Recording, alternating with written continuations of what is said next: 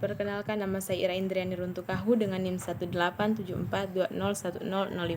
Saya merupakan mahasiswa semester 7 Fakultas Hukum Universitas Pembangunan Indonesia Manado.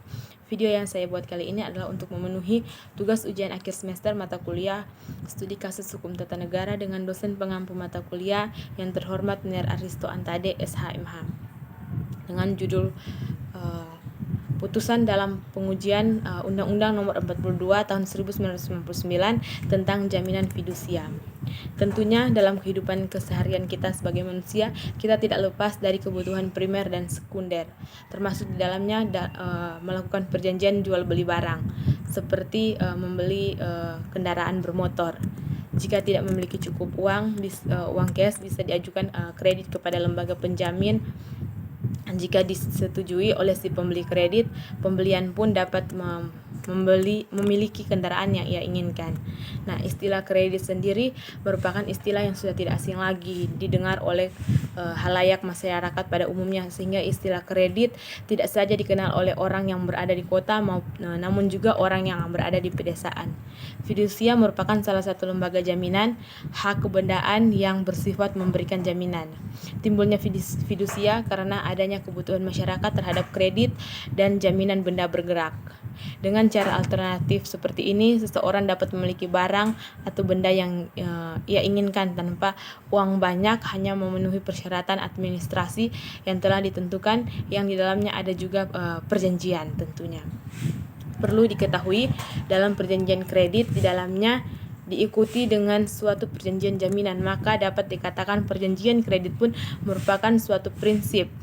Kemudian sebagai penjamin pelunasan hutang barulah dibuat perjanjian tambahan, sehingga dalam hubungannya dengan perikatan perjanjian yang terkait dengan perikatan dengan jaminan fidusia dapat disebut perjanjian bersifat aksesorir, di mana perjanjian tambahan yang diperjanjikan ini adalah untuk melindungi kepastian kontra prestasi yang diperjanjikan dalam perjanjian utama. Nah, apabila perjanjian pokoknya telah dilunasi, maka dapat dikatakan lahir dan berakhirnya suatu perjanjian jaminan fidusia, tergantung pada perjanjian pokoknya hutang piutang. Nah, fidusia merupakan suatu perbuatan pengalihan hak kepemilikan atas benda, di mana hak kepemilikannya benda tersebut masih dalam pengusahaan pemilik benda. Nah, sejak terlaksananya kesepakatan perjanjian antara pihak kreditur dan debitur, kendaraan telah beralih hak kepemilikan kepada penerima kredit berdasarkan kepercayaan dari pembeli kredit atau leasing dan debitur penerima kredit. Sehubungan dengan terbitnya putusan MK nomor 18/PUU/XV2 membawa perubahan baru terhadap tata cara pelaksanaan eksekusi objek jaminan. Penerima fidusia atau kreditur tidak lagi melakukan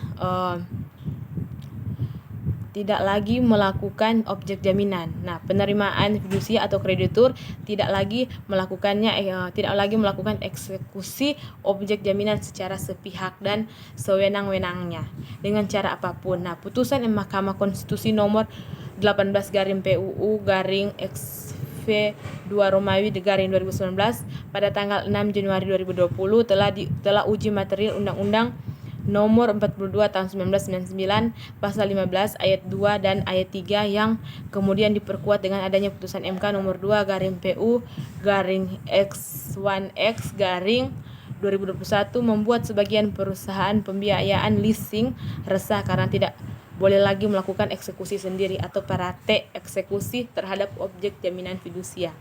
Nah, sekian video dari saya, kiranya dapat bermanfaat bagi kita semua.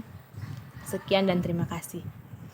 Ya, pada saat ini juga saya mau mengajak teman-teman atau saudara-saudara sekalian yang ingin melanjutkan pendidikan S1 khususnya di bagian hukum, Fakultas Hukum, mari bergabung bersama kami Fakultas Hukum Universitas Pembangunan Indonesia Manado.